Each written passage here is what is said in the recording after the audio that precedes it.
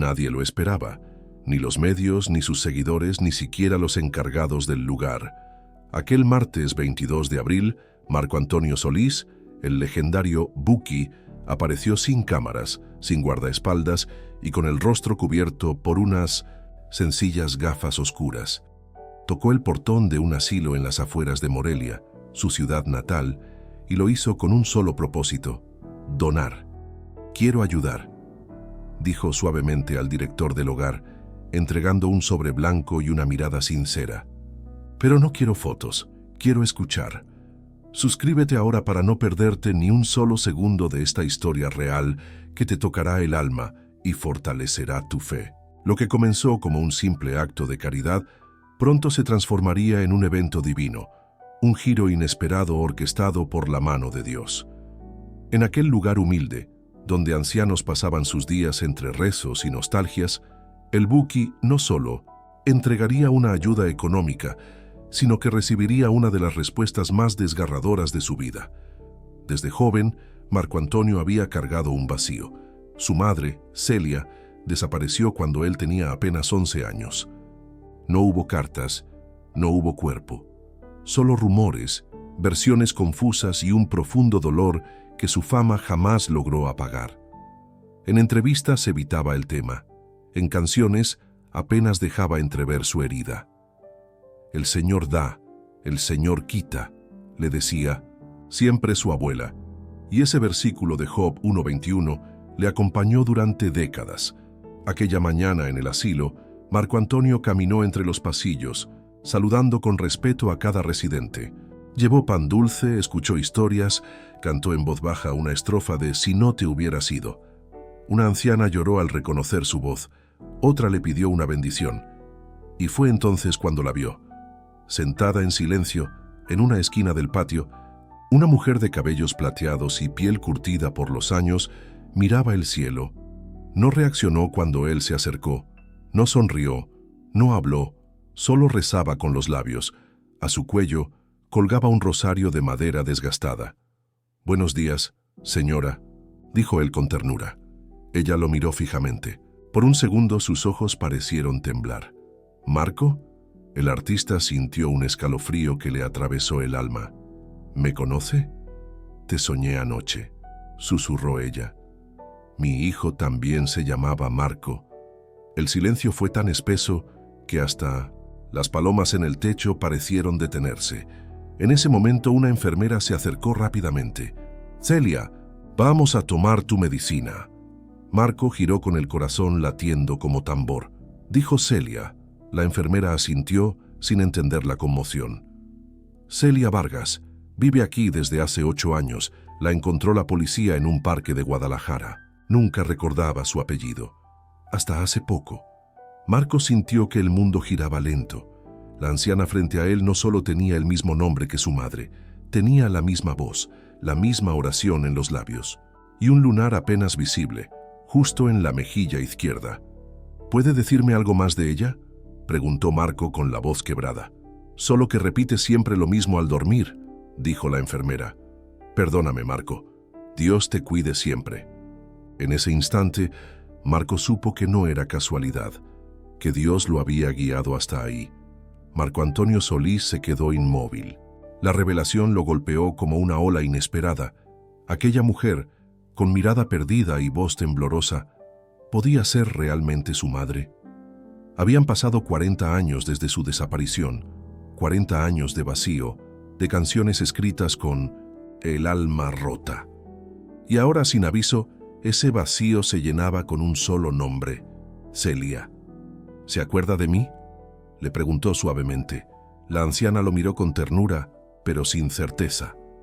«Tu voz es como la de aquel niño que me cantaba mientras peinaba su cabello». Marco sintió que el suelo desaparecía bajo sus pies.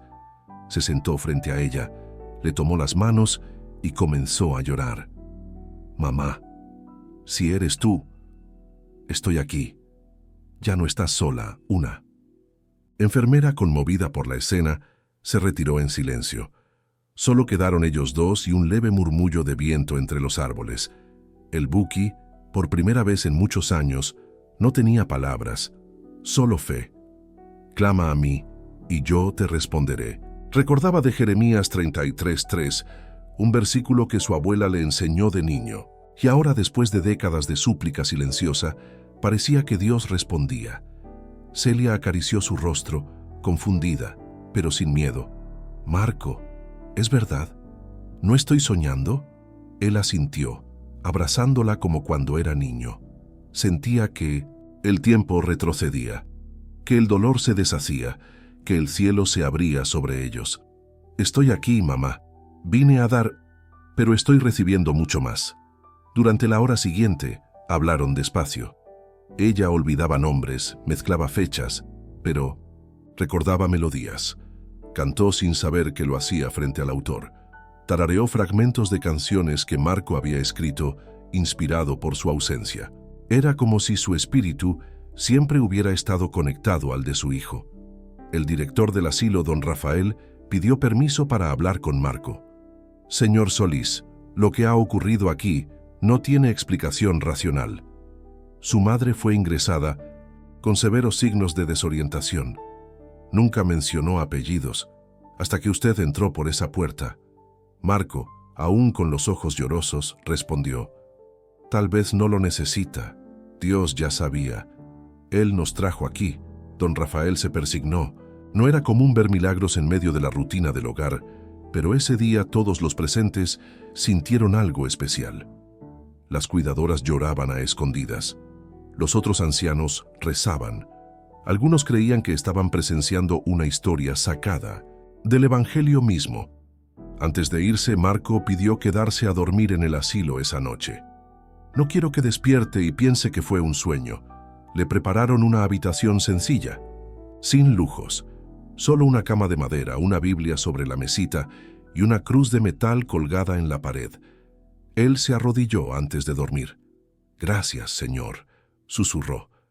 «No soy digno de este regalo, pero lo recibo con todo mi corazón». Mientras dormía, soñó con una mujer joven que lo abrazaba en una cocina modesta, mientras sonaba una radio vieja. Celia le decía: «Nunca estuve lejos, solo Dios sabía el momento perfecto». A la mañana siguiente, Marco Antonio despertó con el corazón ligero. El sol se filtraba por la pequeña ventana del cuarto, iluminando suavemente la cruz de metal. Se levantó, se persignó y agradeció a Dios por el nuevo día. «Gracias por no olvidarte de mí», dijo en voz baja. Al salir al patio encontró a Celia tomando su desayuno, pan con leche caliente. Al verlo ella sonrió. Ya no preguntó su nombre, solo lo llamó «mi niño», y Marco supo que algo en su mente se estaba desbloqueando, como si los hilos invisibles de la fe tejieran nuevamente lo que el tiempo había deshecho. Durante el desayuno, Marco conversó con don Rafael. El director tenía en la mano un sobre con papeles amarillentos. «Revisamos su expediente anoche. Lo poco que encontramos es inquietante y sagrado». Entre los documentos había una copia de un informe policial de 1984. Una mujer fue hallada desorientada cerca de una iglesia en Guadalajara, sin identificación y con signos de haber huido de una situación traumática. Nadie reclamó su custodia. Fue enviada de un centro a otro hasta llegar años después al asilo. Nunca intentaron buscar a sus familiares.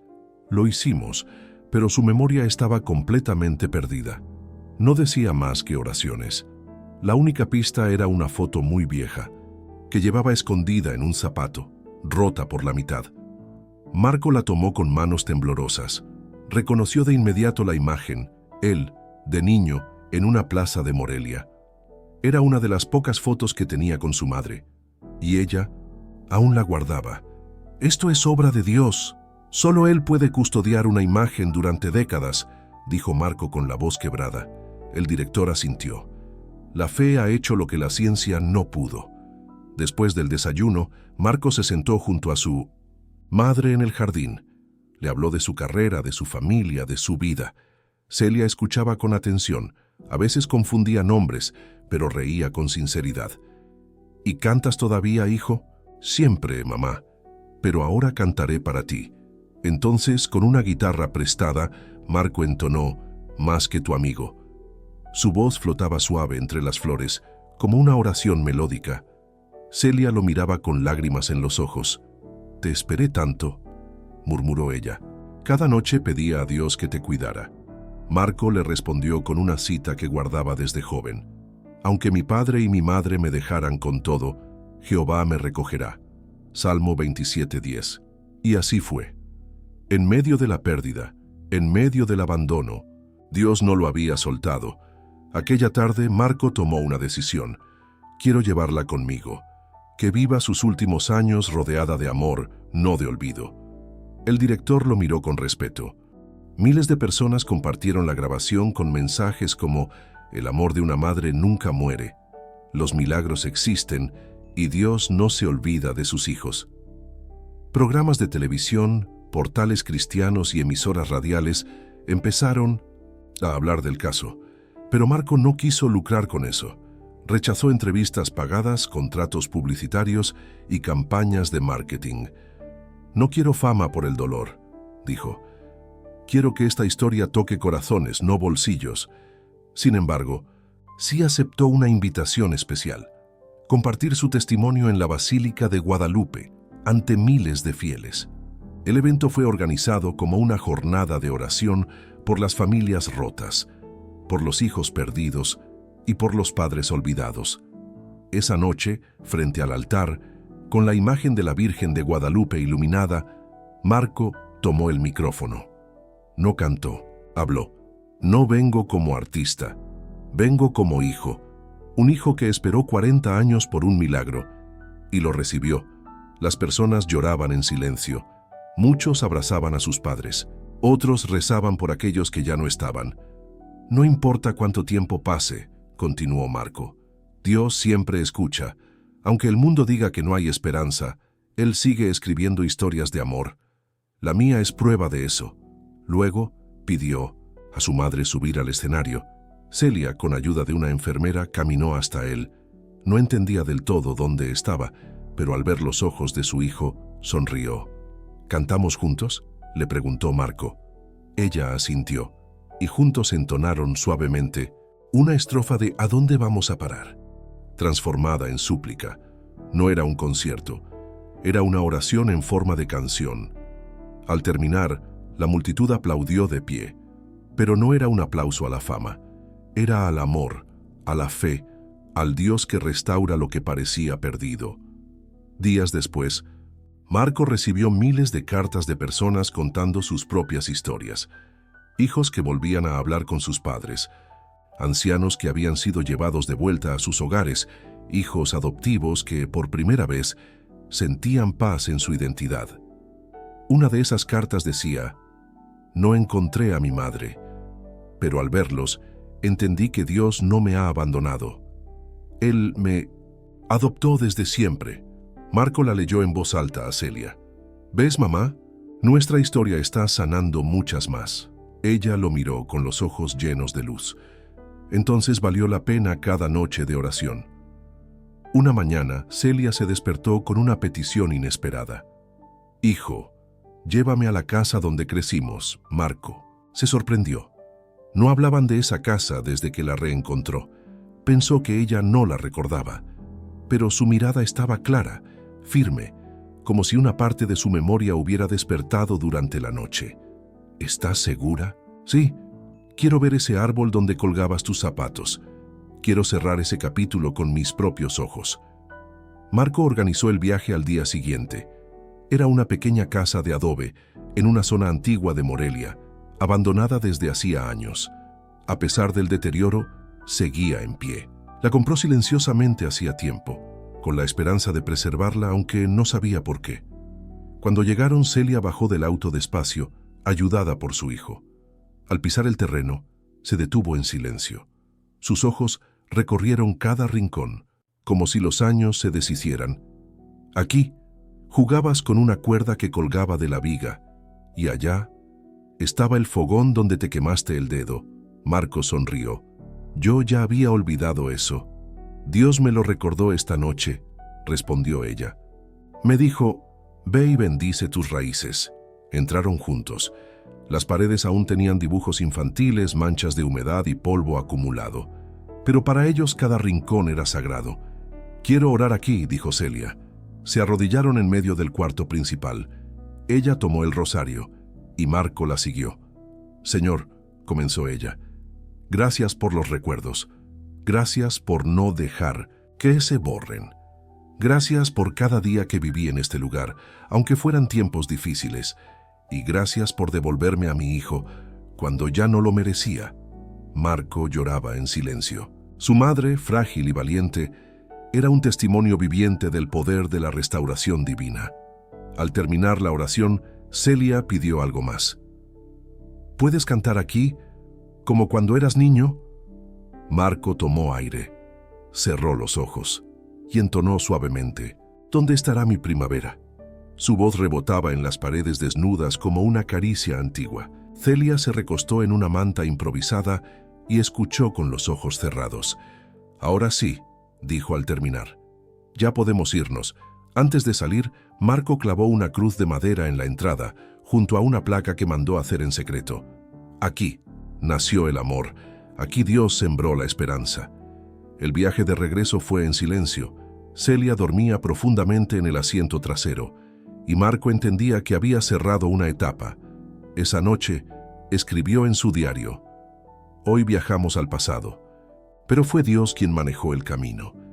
Él sabía que antes de sanar el alma, debíamos honrar el polvo donde empezó nuestra historia».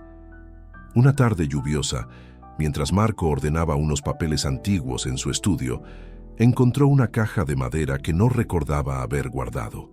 Dentro había cartas, fotografías y recortes de periódicos. Pero entre todo eso, sobresalía un sobre cerrado, sin sello ni destinatario, con la inscripción: «Para Marco, cuando yo ya no esté». Era la letra de su madre. Con el corazón acelerado, Marco se sentó y rompió el sello con cuidado. Dentro, una hoja doblada en 4, escrita con tinta azul y lágrimas secas. Comenzó a leer: «Hijo mío, si estás leyendo esto, es porque Dios fue bueno contigo. Y conmigo también. Quizás ya no estoy a tu lado, pero quiero que sepas que nunca dejé de amarte. Me fui no porque quise, sino porque el dolor me venció. Hubo cosas que no entendí, voces que me confundieron, noches en que no supe quién era, pero jamás, jamás te olvidé». Marco lloraba en silencio. Cada palabra atravesaba su alma como un susurro del cielo. «Tu voz me ha acompañado incluso cuando no sabía tu nombre. Tu música, oh hijo, tu música me hablaba cuando el mundo me callaba. Dios me permitió seguirte desde lejos, en sueños, en imágenes, en canciones que alguien ponía sin razón». Cerró los ojos y recordó tantas veces en que sintió una presencia inexplicable durante sus conciertos. ¿Era su madre? ¿Era el Espíritu Santo? Quizás ambos. «Te pido perdón por el vacío que dejé, pero también te doy gracias por no rendirte, por buscarme incluso sin pistas.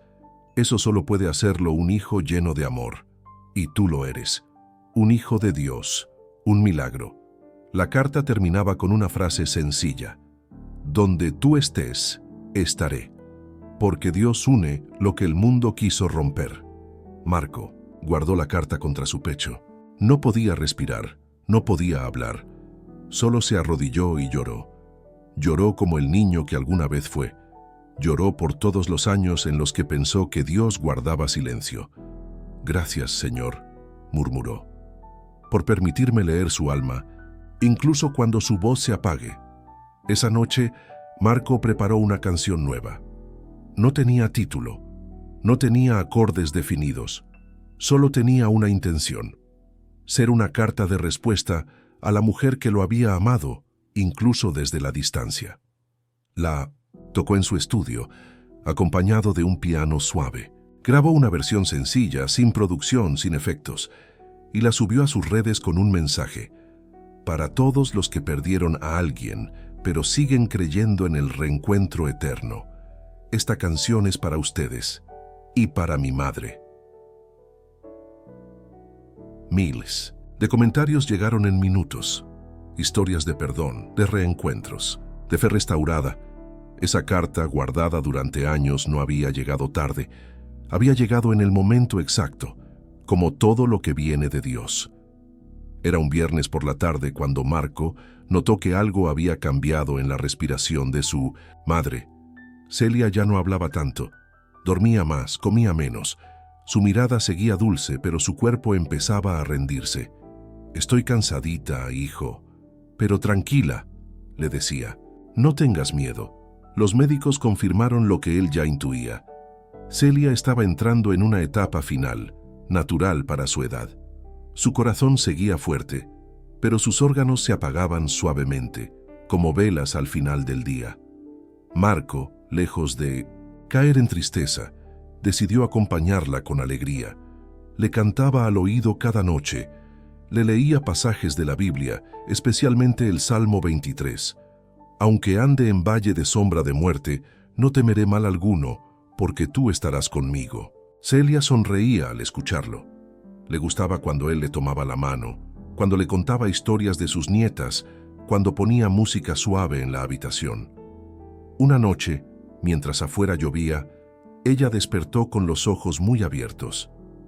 «¿Escuchas eso?», le preguntó. «¿Qué, mamá?» «Campanas.